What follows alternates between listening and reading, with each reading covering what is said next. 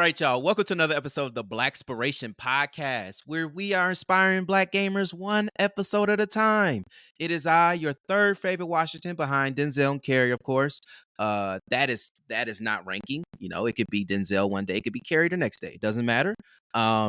The infamous hood rat with the heart of gold himself, Cortez Washington, and as always, I am joined by a special guest. This person is a TV producer by day and a content creator and variety streamer by night. They are a member of Sistas of the Fog, and you can catch her running it up on Twitch. And also, she has one of my favorite renditions of Welcome to the Jungle I've ever heard so far. Please show some love to JayaTheSensei. Hello, everyone. How is everyone doing? Thank you so much, Cortez, for even reaching out to me to be a part of this podcast. I am so excited. Oh yeah, I'm so excited to have you here. How are you doing today? I am doing pretty good. I may sound a little bit under the weather. The allergies are getting to the kid, but we're gonna make this a great experience. We're gonna have some fun. We're gonna have a lot of laughs. How are you doing today? You know what? I am what they say, blessed and highly favored. I am blessed and Okay. highly favored. Even though the world is a dumpster fire, I Hmm. still gotta keep it pushing, still gotta push that positive energy. You feel me? Absolutely. Yeah. All right. So before I dive into those hard hitting questions, really getting to know you and your story and your day to day, stuff like that. What can you say is your first gaming memory? So like what's the first thing you remember playing that you were like, oh yeah, gaming is gonna be not necessarily a career path, but a hobby at first? It's really funny that you asked that because I thought about that like about 2 nights ago. So I remember growing up and watching my brother and my father play video games all the time. And I was like, dang, I really like what they're doing. That looks fun. I remember watching them play Tekken and stuff like that. But me, the first game I remember holding in my hand and holding or playing was Tomb Raider: The Last Revelation. Oh. Um, I didn't know what the hell I was doing. I was about 4 or 5, so, like, of course, like, you're not gonna get the concept of the game too well, but, I knew that I could move around, I know I could pick stuff up, I knew I could jump in the game, but, like, trying to achieve getting, like, the jump across and, like, grabbing in midair, trying to lift yourself up, I didn't really grasp that concept until I got a Mhm. little bit older, but that was the first game I truly remember playing and understanding how to either swim or how to jump or like just learning the simple mechanics of the game. And it's funny because I just got another copy of that game not too long ago. Oh, nice. You got the OG copy, or is this the one that came in like the re-release that they just dropped? No, I got the OG copy. Okay. I found it I think for like $8 when I was working out of state. It was pretty surreal. I was like, I have to get it. That's what's I'm up. working on getting my collection for the entire Tomb Raider series because Tomb Raider is actually one of my favorite games to play. Yo, that's what's up. Shout out to you for getting a retro game for so cheap because I don't know what the hell happened in the last 10 years, but retro Mhm. gaming pricing has surged astronomically, It like has. worse than how people have surged the price of Air Force Ones, which is so That's disrespectful. insane. Yeah. Isn't it about, like, 190 now for a pair it's not 190, like, 110 or some astronomical price It's that a it shouldn't be. it's a bill. It's a whole hundo for a pair of all whites. And it don't make That's no insane. sense because back in the day there was a good 60, 70, Yeah, and for the broke boys it was still a lot, but still it was like, "Oh, when I get them though, I'm gonna feel good." But now it's like, is it even worth it? Like, come on now. These are the same joints I used to wear back in high school. Like, come for sure. It's on. crazy. um, But oh, sorry. Didn't mean to interrupt. I'm sorry, I'm just going back to what you said, but yeah, I love collecting vintage or older retro games, like, that's something Mhm. that is very near and dear to me. I just wanted to throw that in there. Yeah, awesome. And shout out to like the love for Tomb Raider series. I didn't play the originals, but I played the reboot.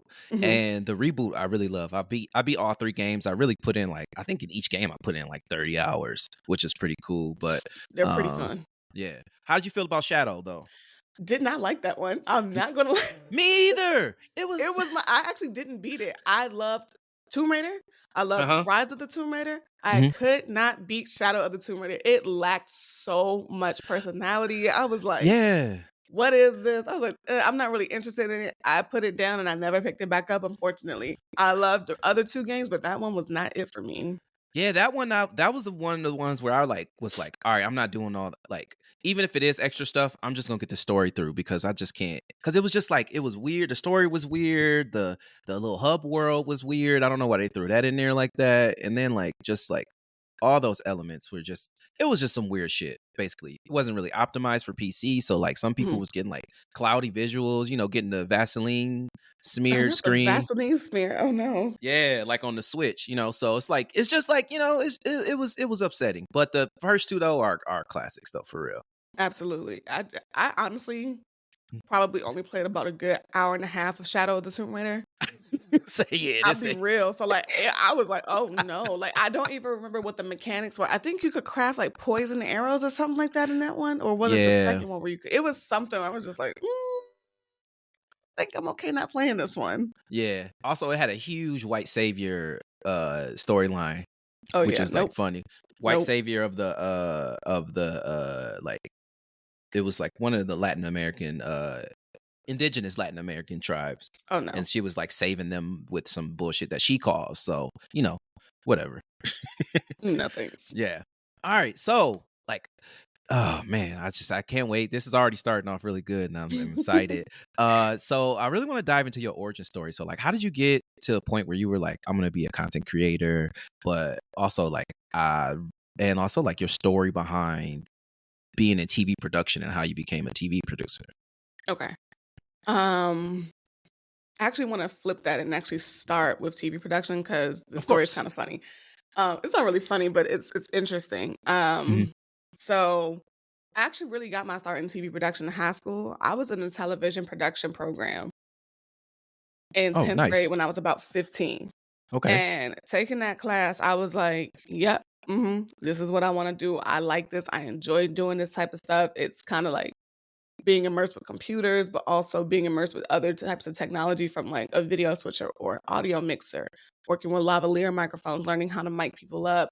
They really taught you a lot. They taught you how to edit. They taught you how to make your own news package. It was really immersed around news, but it still was, like, qualities and skills that you would learn that you can push to other things, which kinda Mhm. would lead me into wanting to be a content creator. Um, but as a TV producer in high school, I was like, "This is great." I had an internship at a local news station growing up. Then I Mhm. went off to college. I relocated to Atlanta, Georgia, went to Clark Atlanta University to pursue studies, for mass media arts with a concentration of film. Okay. And months before I graduated, I started getting my first production assistant gig, which was on Paternity Court. And, Paternity court? yes, you are not the Hey. father, you are the father. That was my very first gig, and I just grew from each experience, from each show. I met with an amazing woman with who I love to this day. I literally just saw her yesterday, Mhm. and I was her assistant for a while, and I approached her one day and I was like, "Hey, I want to try to be a producer." And she looked at me, she was like, "Does that mean you'll stop assisting me?" And I was like, "Not necessarily. I will always come back and assist you because you've done so much for me already. I cannot forget what you have done for me. I have to pay it forward somehow." So she Mhm. put me in my first gig. I was producing a show for Snapchat, and it was with Kayla Nicole, Okay. and, Okay. that was my first start. It was rough because it was my first production as a producer. Mhm. I didn't really understand it, but the executive producer I was working with was so patient with me, and he taught me so much, and I look at him as an older brother to this day, so I am thankful for him. I am thankful for the I said line producer, but she's really an executive in charge now. Let me put some respect on her title, I'm sorry. But I learned so much from them, and they've really invested in me to grow so much as a person and as a producer, and I'm extremely thankful for them.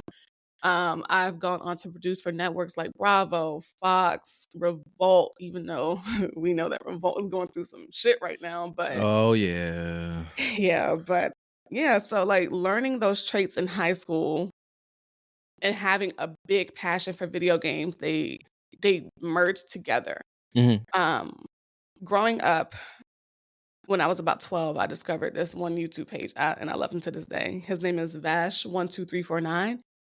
Um, Okay. He was the main inspiration for me to become a content creator, more so a Twitch streamer, because the games that he played were the games that I played. the stuff that he liked was the stuff that I liked. And I was like, okay, this guy is showing me. And he always used to talk about like the equipment that he used and stuff. Growing up at the time, and I was looking at those prices, no teenager had that money. So I had to wait Yeah. until college and a little bit of the pandemic. I will always be thankful for the pandemic because that pandemic unemployment assistance money, let me tell you something, helped me get Ooh, my first PC. that's what's up. That's what's up. So yeah, it was a blessing in disguise, even though it was a terrible time 4 years ago, literally 4 years ago, Mhm. it still was a way for me to kickstart my content creating experience and my career, and I've had nothing but such an amazing experience doing it so far, and I've met so many amazing people like you on the way. Like, I am so happy to have just been in this space. Sometimes it gets a little weird, sometimes things get a little crazy, but it was an honest treat to just even step foot in this career. I've met so many great people. I've met so many great friends, so many great gamers that have varying insights, that have like-minded insights when we talk about video games. We always respect each other's opinions when it comes to video games. We may agree to Mhm. disagree, but it's just been such an amazing space.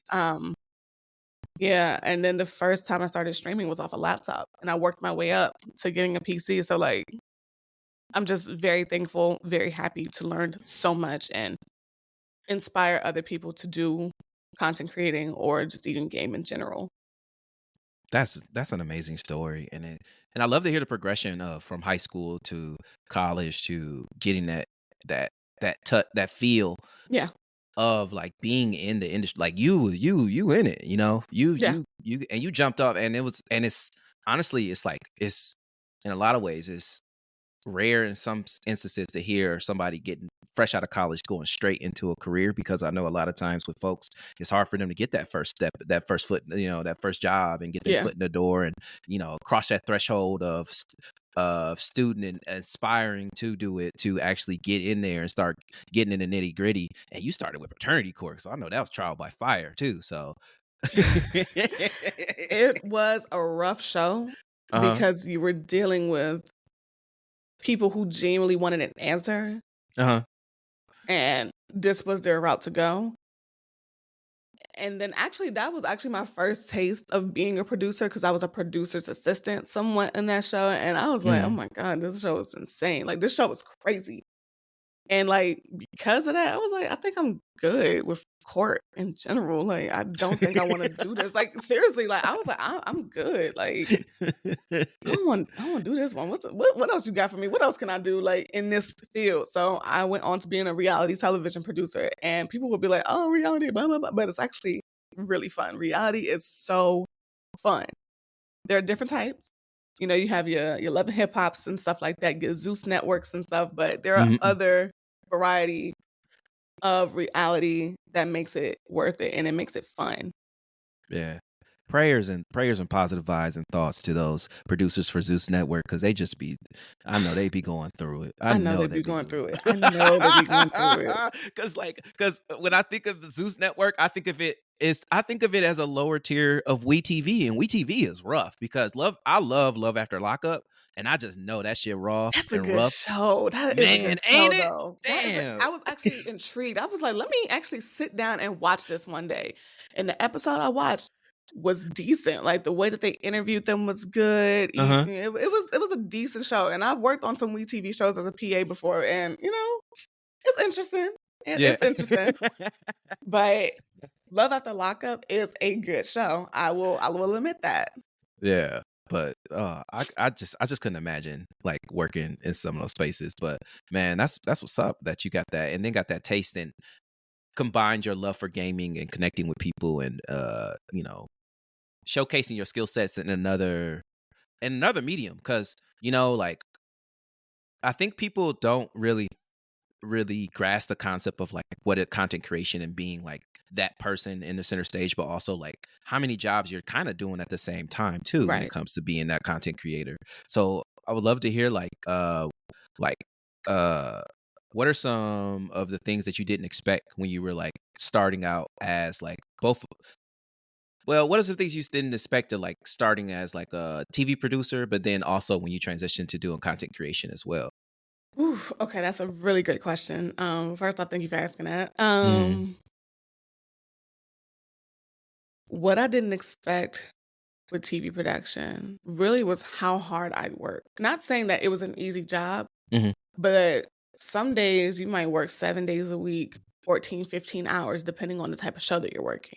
Yeah.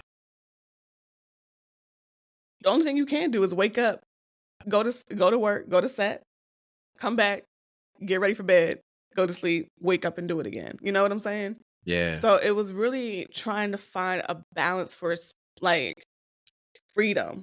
More, not even freedom more so, but just the availability to do things because you have a life outside of whatever job you have, no matter what, you know? Mhm. And that was one of the hardest things, but I am now used to it. I always ask before a show starts when I'm negotiating my rate or if I'm talking to whomever, I always ask, okay, is it a 6-day show? Is it a 7-day show? Like, what does the schedule look like for production so far? Mhm. Do we get a day off? Like, that's so necessary to ask because these shows, we run and gun. Yeah. Some days you will experience burnout and you might need to take a break. So that was one of the hardest things. And another hard thing that no one ever told me about before I got started in this industry, and I will speak on this for whoever is interested.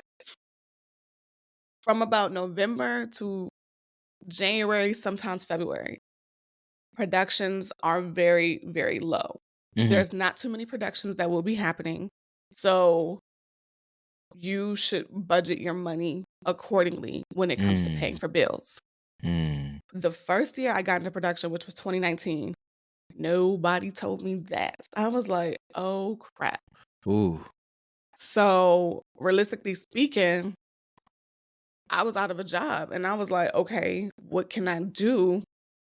And I was applying everywhere. Like, not even for production jobs at this point, but, like, Mhm. jobs outside of that. To be honest with you, I've never really had a real job outside of television because I was always down a path for television. So, like, I had, like, 2 jobs outside of it. I worked at California Pizza Kitchen for, like, 2 weeks and I quit. And I because they one, like, the girls were very racist towards me. It was, like, microaggressions, Oh, and I was not feeling no. that. I was not feeling that shit. I was like, "Alright." And you know what's funny? I left that job and I got hired at a local TV station, like, I think, like, 2 days before I quit. And, like, the Uh-huh. manager was like, Usually you would do 2-week notices." I said, "For what? For this job?" I said, "I'm about to go work at a TV station." Not even to be snooty, but I was like, "You don't get to see how these girls are treating me." Like, they were Yeah. so rude to me. Like, I was the only Black girl as a hostess there. I was like, "Nah, I'm leaving." Mm. So I left, went to a local news station back home or back in the area where I'm at. And then outside of that, I worked at the YMCA as a camp counselor in Atlanta. And that was one of the most interesting one of the most interesting experiences ever. But back to the original question, yeah, like no one told me that. No one told me there would be dry spells. You would think that there would be productions going around the entire 12 months out of the year. That's not really the case. Mhm. You can look up, I don't want to deter people, but you can look up and find a production. You can look up and work on a show in January or December because I did that this past couple months. Mhm. But it is a possibility, but you should keep that in mind when you are in this industry. You have to have a backup plan. You have to have money stored away. You have to have it stashed away because you more than likely will not have work for a little bit. And it Yeah. happens to everyone. And also with the strikes, that was a very, very rough time. It was Mhm. rough for everyone. Everyone was out of work. And to be honest with you, I never want to experience that again. That one was rough. Mhm. And as for content creation, that's a tough one Mhm. because I mainly stream on Twitch and I'm usually live. I think the main thing for me, I don't think that this one, I don't know, maybe backseat gaming when I play single player games. That's something that gets under my skin a lot.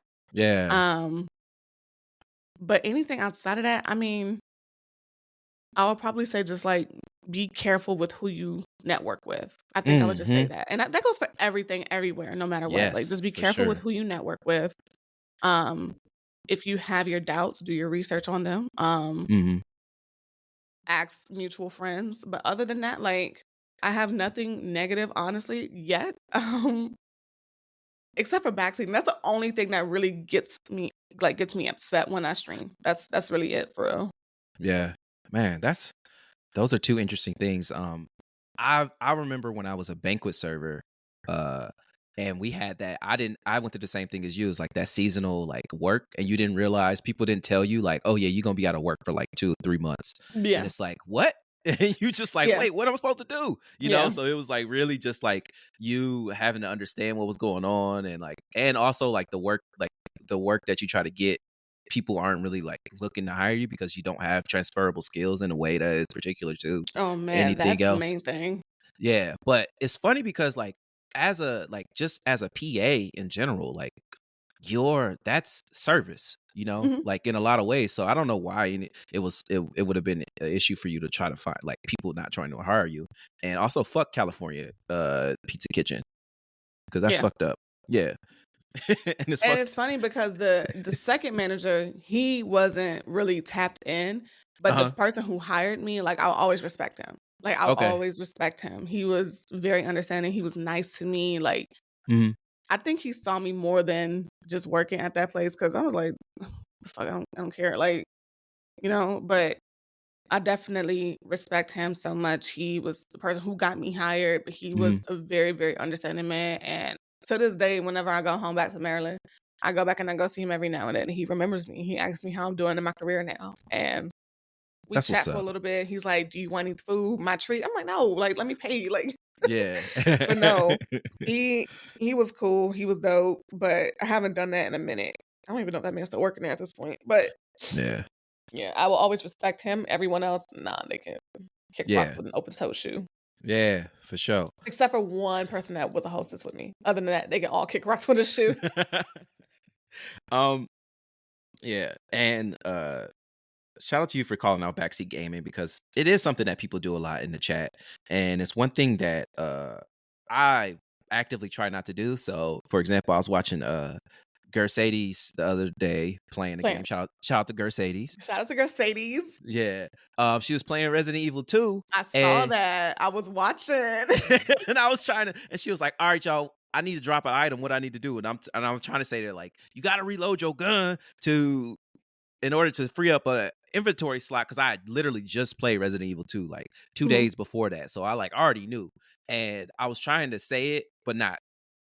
I was I wasn't trying to say too much, but when she said like, "All right, chat, what do I do?" I was trying to like not be like very like deliberate in like backseat gaming. It's just like, but you want to help people out, but then it's like you aren't helping people, but you are kind of trying to ruin in a way you can ruin the experience for the person and the content they're creating if you're just calling out all the shit too.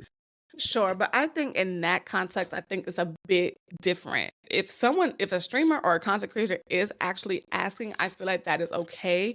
But if they're trying to figure it out or they're talking to themselves, like, okay, so where do I go now? Uh-huh. Hmm. All right, so what do I gotta do with this? I feel like that's them really just trying to figure it out. Then you got Resident Evil fan 7928 in the chat, like, oh, you don't know what you gotta do. You gotta move the lion statue. And I'm like, dude, like, damn, let me figure it out. So like I get weary of like I get really scared playing Resident Evil because I love Resident Evil as well. Definitely one of my Yeah. also all-time favorite franchises. That or Metal Gear on stream, I have to be so perfect at anything I do because I don't need uh Solid Snake 2988 saying, "Oh, you did it that way? No, you gotta do it this way." I'm like, I You don't gotta have time for that. you're just gonna pass up on the chaff. You need to go grab the chaff. You And need so the you can chaff throw. grenades, like, that's how you Yeah. bypass it, or what if I just wanna Yeah. shoot the camera? How about that? I don't need the damn chaff. Yeah. I used one bullet. Oh well. Like what the Yeah, like, fuck? it just that's the only thing that scares me, so it's like yeah, but backseat gaming is a bit of a nuisance. Like I will ask them, like, yo, child, okay, I can't figure this out. Let me know what I gotta do. Then they'll all be like, okay, you gotta do this. But I had to get on a couple of people when I did some God of War gameplay once. But I enjoyed the hell out of the reboot. I'm a huge fan of the previous ones. I never played Mhm. Ascension though, but it was fun. I had to even get on my own mod one day. I said, you gonna keep telling me what to do? He was like, I'm sorry. But yeah, backseat gaming is the only thing that really does get under my skin, I would say. But other than that, like, I'm here to have a good time, That's I'm what's here up. to enjoy being around people who like the same things I like and vice versa. Yeah, that's what's up. That's what's up. And so I do want to go back to like some of your influences, because you did say Vash 1249 One, was two, one of the three, four, nine. 12349. All right, cool. Vash 12349 was one of the people that influenced you and really like put you on game. But like, who are some other influences, and like particular, who are some like black content creators that really like influence you, or you like uh aspire to like meet and collab with or something like that? Black content creators for sure. I have to shout out Barefoot Tasha. I have Mhm. to shout out Jazzy Guns, Story Mode Mhm. Bay, because they are women that really put in the work. They are the women that are making, like, they're just paving the way for other Black women streamers. Mhm. Um, and I'm big on that because never would have ever thought that I could be a woman in gaming and be a Twitch streamer. And, like, you know what I'm saying? Like, Yeah. it was rough because, the nuance that comes with being a woman and enjoying games and all the toxicity that you would hear in a Call of Duty lobby, or if you play on Overwatch or any type of first person shooter with voice chat, basically. Like, Mhm. I've been met with so much racist, sexist Mm. remarks. So it's like looking at those young ladies, and even more, if I just can't name the rest of the top of my head, just knowing that they're in these spaces as well Mhm. influenced me to go so much harder and really make a way for other like-minded individuals or women or femme people who want to game as well. I also got to say, OM Mhm. Jess, man. I love her. OM Mhm. Jess, she is a gem. No pun intended. If you know, you know. That's what she calls her community. She is truly a gem in this content creation space, man. I love her. She is a breath of fresh air. She's funny. She has a beautiful voice. She can sing her ass off, man. Like, we all have to work together, Yeah, We for have to sure. uplift each other. For sure. And for real, like Jazzy Guns for real, because I loved watching her play Fight for New York, Story Mode Bay. Like, I remember watching her playing Lion King on, like, what was it, the Genesis? When you die, you go straight Yeah. to the top of the game. Nah, I Yeah. could never play that game. Yeah. And Barefoot Tasha, like, her humor is just top tier. So, like, they really influenced me to go harder. Um, I want to be better at cosplaying as well, and I always attribute Evencia, that's my dog. I Mhm. always attribute her to being such an influence as well, just to go harder and just really take it more serious, and even, Noir C as well. I love all of them, like, they're all amazing content creators, they're great gamers, so much humor, like, they're dope as hell. They're dope. They're so dope. Yeah, nice. Shout out to them, man. I'm glad Yeah, that for you sure. like have like this wealth of people that like you really like uh are inspired by, but also like just like really like understand that like that solidarity amongst us all is like what's going to take us further, because it is a small amount of folks in this space Mhm, that can, if we came together or just stay together in a way that isn't like being influenced by outside factors and other things going on, because we all understand like everybody got to make money, of course, everybody mhm, got to make a living, you got to make sure you're making, you taking care of your basic necessities, but also like having a little money on the side too to go have fun and do whatever you want. mhm, But understanding that like it's more strength in numbers is like the biggest, I feel like that's the biggest thing that should be being pushed. And unfortunately, you do come across some people that's like, nah, I'm about me. I'm about me in this space. I need to do what I need to do, and that's okay, But it's glad that I'm so happy to hear like you're all about like that, like building together. for Hmm. sure. And that mentality is about me. You'll see quickly that that person will more than likely fall Hmm. because you don't really have much of a community, Yeah. if it's all about you, like, and I never really like that. Like, anytime somebody comes in chat and is a streamer and asks me a question about what camera I have or how did I do this or how did I do that, what am I gatekeeping for? Yeah. I'm so big on, if I know how to do it, I'm gonna teach you how to do it. Hmm. Because, okay, so what you got the same camera as me, or so what you got the same mask overlay as my face cam. You know what I'm saying? Like, Hmm. everyone's content is not for everyone. Everyone has different, like, niche. Like, everyone has different personalities. So my personality might be not for the next viewer or whatever the case may be. And Yeah. I'm perfectly fine with that. But I'm all for just letting people know what I did so you don't have to stress yourself out to figure it out. Like, Yeah. learning how to stream from a PS3.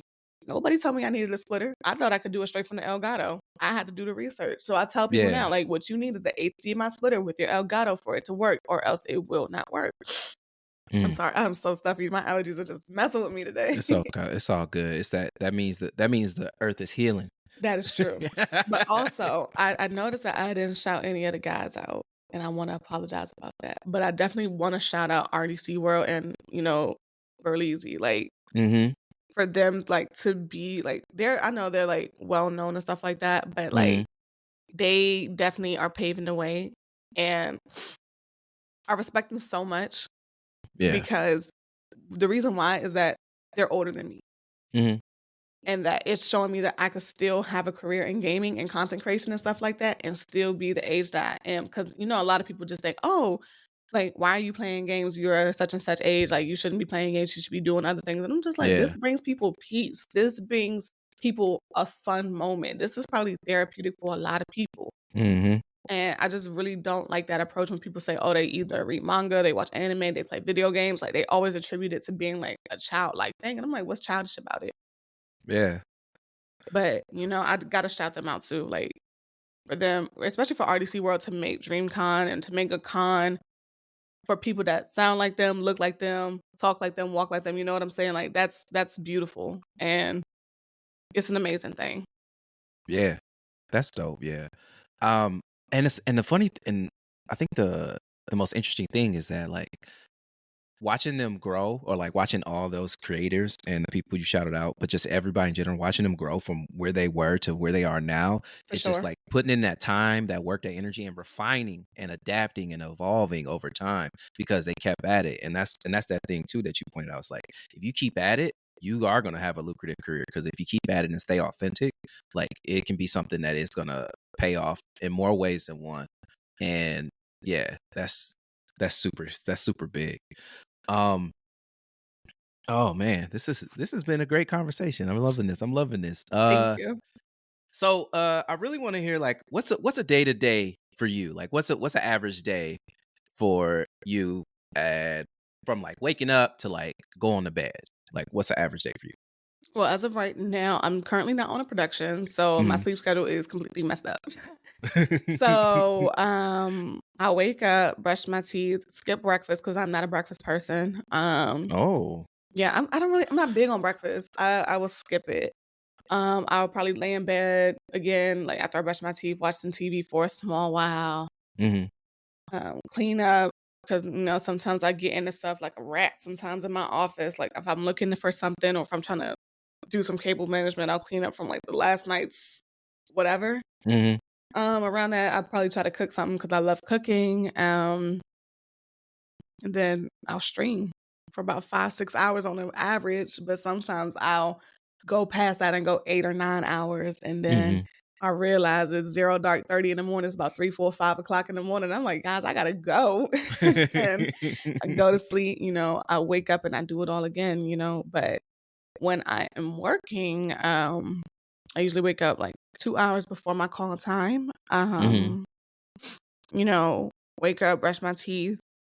If I'm running on time, if I'm running on schedule, I'll go to a coffee shop and go grab, like, a matcha latte or something like that, or maybe some tea. I love tea. Tea is one of my favorite things to drink. Okay. I get to work, I do what I gotta do, I film, do interviews, do whatever is needed of that day. I leave, take a shower, you know? If the time is good, if we wrapped at an early or a reasonable time, I will try to stream, Mhm. but if not, I'll let my Discord know, "Hey, y'all, I'm tired. I will see y'all around." But, I'm a simple person. I'm a homebody, but I do like to go out from time to time, but I definitely prefer to be in the house. Yeah. Nice. Nice. Um Yeah, it sounds like you like even though you say your schedule is a little like your sleep schedule a little wonky, it sounds like you are a person that's like pretty much has like a some form of a routine, which is pretty cool. But I mean, that is like as far as like the framework goes, like every day is not going to be the same, especially when it comes to like I know when you're working on production, like work in production is probably like really wild. You'll never know what you get sometimes, but um that's dope to hear. Uh I was I just remembered the next question I was going to ask before this question, Mhm, but I wanted to ask you about Sisters of the Fog mhm. because I am a self-proclaimed horror girly myself, and Okay. so I love horror movies. Like ever since I've like ever since and I think this is probably because of anxiety, but ever since I started taking Lexapro and stuff for my anxiety, I've just been in love with horror movies. It's just been fascinated horror movies and gaming and stuff. So like, how's that community of like Sister of the Fog and I really want to know like what's some of your favorite horror games? I know you talked about Resident Evil, but like what's some of your favorite horror games and horror movies too? Ooh. So Sisters of the Fog is definitely a community by women and femme people who just love horror games, like you said. Mainly it's attributed to Dead by Daylight, and I've met so many amazing people from just being in that organization. Mhm. Um, but it is also for a love of horror games as well. Like I said, I've queued up with so many people with Sisters of the Fog. Like we've had many laughs. We've had times we were cracking up, dying. We would have like custom matches where someone would play as killer and the other people would play Mhm. as survivor, and they switch it up and stuff like that. And it's been such a treat just to get to know these people. Um, as for me, for my favorite horror games, oh man, of course, Resident Evil.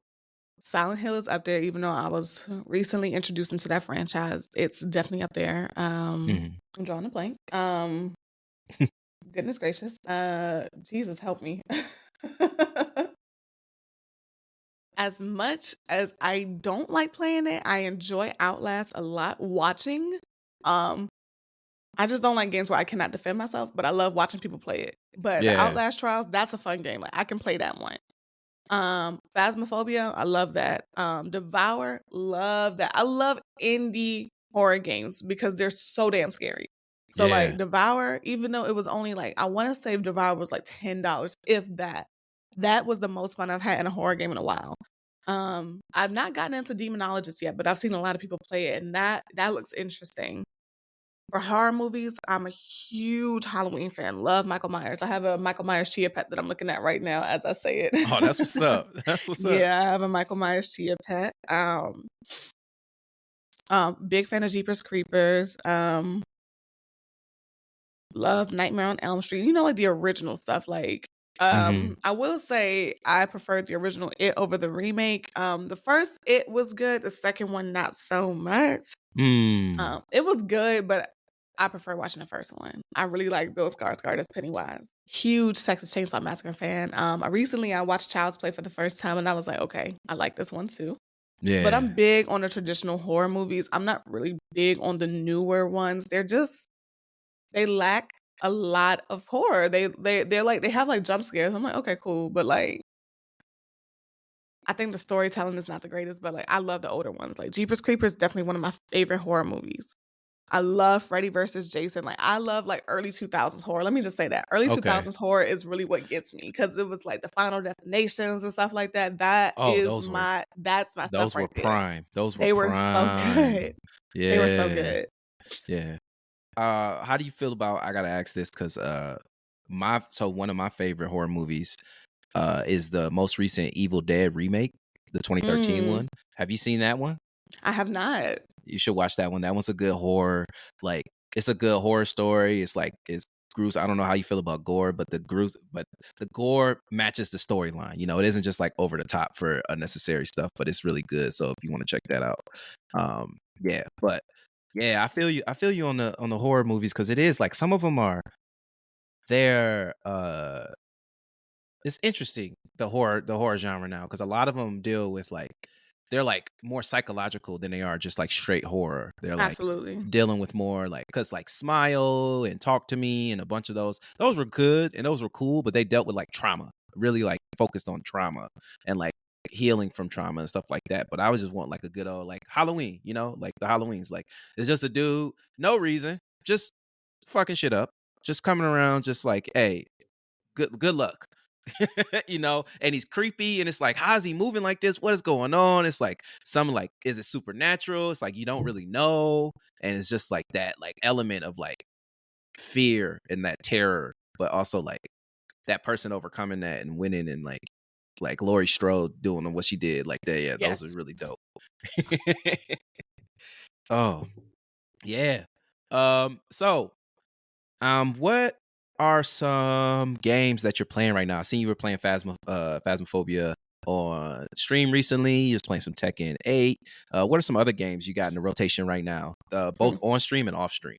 Um, on stream, Lethal Company. Mhm. On stream as well, Tomb Raiders, the remastered ones. I've been really enjoying those. Those were so fun, and they did the remake really, really well, or the remaster really well. The only gripe I have is that you can't see the keys on the floor with the HD graphics. We gotta switch to the old 1996 graphics to see the keys on the floor. That's Off wild. stream, I've been familiarizing myself with Borderlands 3. That game is really fun. I've never played a Borderlands game a day in my life, Mhm. but that game right there is fun. The humor is there, the gore is there. Like I enjoy it. It's really fun to play. Watch out, you can get addicted to those. I kinda am seeing myself get there, but like I said, I've never played Borderlands, so I just wanted to give the game a try, and it was on sale. Like Yeah, I that game got Borderlands always 3 on for sale. $9. Yeah, I was about to say it's always on sale for like $10. Someone else did tell me that one day. I was like, "Okay," so, like, I thought I was getting, like, a little steal. Nope. It's It's always on always sale. like every other month. It's like, hey, we got it for $10 if you want it. It's like, bro, yeah, okay, I'll buy it. Like you be, Yeah, but I'm enjoying that. Borderlands is the only game I'm playing off stream right now. Mhm, But yeah, I've recently revisited Phasmophobia. I enjoy it a lot. Lethal Company is always a vibe to play. I mhm, haven't played Tomb Raider in about a week or almost two, and I've kind of abandoned it. Didn't mean to, but mhm. there's so many games that are out, and there are so many games. It's just you So many cannot more keep coming up too. nowadays. Like Yeah, so many more too. March is packed with games, and yeah, like April's packed too. And it's like, Jesus, yeah, man. like Dragon's Dogma is coming out soon. You know what I'm saying? And it's like, what? Yeah, and Final Fantasy, everyone's eating up. I'm not very familiar with Final Fantasy, but I enjoy watching people. I don't know what's going on. I just know Cloud and that big ass sword knife that he uses is messing people up. Yeah, And here comes Sephiroth somewhere. But like I don't like I said, I'm not very familiar with the franchise, but I will watch like my friends play, just just to yeah. support and stuff like that. But it Hopefully looks nobody. fun. Hopefully nobody jump in your DMs is like, you said sword knife. It's called a Buster sword. It's a sword knife, whatever. He cutting shit, It ain't he? looks like a big old knife. It's a knife Yeah, sword. Like yeah. If he cutting shit, okay then. It could be one or the other. Don't worry about that. the only, like, knowledge I have about Cloud is that he was in, Kingdom Hearts, and I was recently introduced to that, like, about 2 years ago, so Okay. You but play which that ones was have you fun. played? I've played 1, beat 1, got my Uh, ass beat by Riku Ansem, don't wanna talk about that. oh my Um, god. I played 2, I was Uh, doing good, my daddy got corrupted, and I never went back to it. I was so that pissed. I hurts. was heated, That hurts. That hurts and because that is I something was that you at gotta Pride do. Rock, I wanna say. Oh, you was at Pride Rock and it got oh Yeah, and my stuff got corrupted, and yeah. I was like, "Damn." But, what I Ugh. will say is now that I have I bought another copy, for my PS3 because I was using different ways to play it. Anyways, Uh-huh. I have Kingdom Hearts 1.5 and 2.5 now, so Yeah. I am not opposed to, running it back and playing again, you know what I'm saying? Yeah. That's what's up. I'm glad you liked it. Yeah, it was fun. I Um, liked it a lot. I just didn't like how I was getting my ass beat the entire time. oh no, yeah, especially if you playing on like Proud, like cause I know Kingdom Hearts No, 1, you like, I playing would on Proud. never. Uh-uh. You don't play on Proud? You didn't No, play on the Proud? sir. Oh No, wow. sir. Like, I've seen that Sephiroth fight. No. Yeah, no, I ain't doing all that. Yeah, that's the funny thing is people are like, you gotta find the extra boss. No, bro. No, I'm having a good time. Like, what are we I don't doing have to here? do that. No, Yeah. get away. It's optional for a reason. Like, get out of here. I think I tried one time. It was either that or the clock tower fight. It was one of those fights, and Oh, the clock tower was so hard. bruh, all I saw was Sora's ass like in the air every time. I was like, listen, okay, this clearly isn't for me because I still don't have the concept of Kingdom Hearts down. Like, you know what I'm saying? Like, I don't have the fighting mechanics down all the way. Because I will No. say, Kingdom Hearts 1's combat versus Kingdom Hearts 2 was terrible. Kingdom Ki- Hearts 2 makes such an improvement. yeah, Kingdom Hearts 1 was super clunky and Yeah. it'll stress you out. I was like, this feels like you should play better with mouse and keyboard. So I bought Kingdom Hearts 1.5, 2.5 for Mhm. PC, and I want to play through Kingdom Hearts 1 to see if it's better with mouse and keyboard because the controller and the camera is off. It's shit. Yeah. It's terrible. You could tell it was like back in the day where they could be like, all right, we can make one and then we can improve on it with the second one. Nowadays, you got like it got to be great first because if it ain't, we ain't gonna never see a sequel ever again. That's So true. it's just like so back then they was like, yeah, we'll throw this at them and yeah, that shit was raw, but hey man, we did that, so let's work on the second one, make it better. But yeah. Mm. Man, Kingdom Hearts is a good series. But what are some just what's some upcoming projects you got going on for as far as like content creation and anything you got coming up in the near future? Really the one thing I'm looking forward to this year, I don't know if it's still coming out this year, is the Metal Gear Solid 3 Delta. The Oh, remake of yeah. course, Metal Gear Solid 3. I'm looking forward to the remake of Silent Hill 2. Mhm. Those are the two things I'm really looking forward to, and oddly enough, they're both Konami games. Um, I just hope that Konami doesn't, shoot themselves in the foot and mess something up. I'm also looking forward to getting back into doing community nights and, really bonding with my community again. I just recently bought a splitter so I can, shuffle through my gaming consoles quicker so I don't have to keep crawling underneath the desk and just trying to Yeah. unplug a HDMI, plug it in. All I gotta do is push a button. So I'm really excited to do that so we can play some Mario Kart, some Overcooked, because I just got Overcooked. I'm excited to see how toxic that game is. I hear it's chaotic, but I'm excited to play it. Yeah, I mean that's really all I have that I'm looking forward to right now. I have some small cosplay projects that I'm working on. Mainly for MomoCon that's happening in Atlanta soon. But other than that, not too much. I'm just taking it slow, taking it day by day, learning how I can do better, how I can be better every day. Yeah, that's awesome. So you mentioned MomoCon. Can you explain to some of the listeners what that is? Because I'm not too familiar with MomoCon. Yes, so MomoCon is an anime, gaming, manga convention that's in Atlanta. That is in May of this year. Sometimes it fluctuates, but it's usually like the last weekend of May. It's super fun. It's probably one of my favorite cons to go to. Mhm. I've been going since 2017. I've cosplayed for my first time at well, no, not really my first time, but it was my first real cosplay, at MomoCon 2017. I was Diva from Overwatch. Um, but it like you can get amazing artwork, amazing, handcrafted items, whether if they're perler beads, whether if they're earrings, crocheted stuff. Like it's just is a great way to meet people, look Mhm. at gaming tournaments if that tickles your fancy is what I like to say. Go to panel discussions. Like it is really a good convention. I think they have like sponsored parties by MomoCon afterwards, but I don't go to them. Um, yeah, I don't go to them. Yeah, I sometimes can buy, like, my retro games there depending on how high the prices are. Because if it's something crazy, I'm walking away so quick. Yeah. Yeah, because they be off their heads when it comes to, like, certain games, like, I tried to get Resident Evil 4 on PS2, they was like, "Yeah, it's $50." I was like, "You have a great day, sir." Resident Evil 4 for PS2? Yeah, I was like, "Yeah, you have a great day." I'm not saying at MomoCon, but there was one time I did see it, and I was just like, "I would never. Boy, I steal that so Get out of quick. here." Like, I was like, "No." That's you supposed to say. You're But like, I could download that on my phone right now, bro. What are you talking about? yeah, but that $50? that I'm was a little too high for the kid. yeah. But Oof. yeah, like it's a great anime convention, gaming convention. They do they do the FGC there, whether it be Tekken, Smash Brothers, I want to say Street Fighter, Mortal Kombat. It's a very nice place. They have like a little gaming section where you can bring your controllers and play. They also have like arcade games. They got like Dance Dance Revolution and stuff there. Like it's Yeah. it's it's big. It is one of the bigger anime conventions in Atlanta. That's what's up, man. That sounds super dope. I might have to pull up to that. Yeah, it's nice. It's in May. You should come if you have the means to. Yeah. It's a great experience. I'm not gonna lie to you. Check my Palm Pilot. No, I'm just playing. The Palm Pilot is insane. Yeah. No, but no, that's so dope. And thank you for explaining that to the listeners.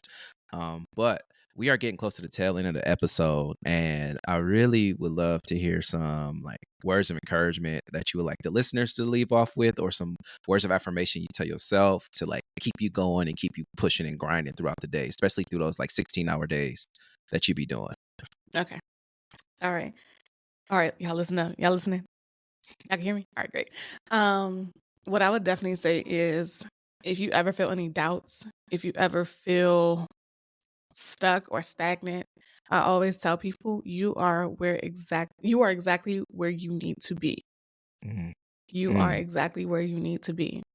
When it comes to doing this content creation stuff, I know it can get a little overwhelming and I know that you can feel discouraged because that video that you may have posted may not have done as well as you wanted it to do. But Mhm. you keep posting, you keep getting that traction, you keep trying to find your avenue, you find what works for you. You are where you need to be. You are well on your way. You are doing so great. You are amazing. You are really taking the time to perfect your craft in whatever it is that you want to do. What if it's gaming? What if it's creating a manga? What if it's creating a comic? What if it's doing art, singing, dancing, whatever the case may be? You are where you need to be. It is Uh, okay to feel discouraged. It's okay to feel some doubt sometimes, but you have to lift yourself up. Never be afraid to network. Never be afraid to reach out to anybody if you have any questions. You can even reach out to me if you have a question or if you just want to vent. But you are exactly where you need to be. mhm. Don't doubt yourself. You got it. You are fine. You are okay. Mm. That was amazing. I felt that in my soul. Thank you. Oh, thank you so much for being on the show. Where can the people find you on the socials? And if they tune into your streams, what can they expect when they come into those spaces and hop in with your community? You can find me. All my socials are the same at JayaTheSensei, JayaTheSensei. Whenever you come into my stream, it's going to be chaotic, but it's going to be a good type of chaos. I welcome you with open arms. We have great discussions. We might even get into heated debates. One of my favorite things to ask my chat just to get them upset is a hot dog a sandwich? Because I think it is.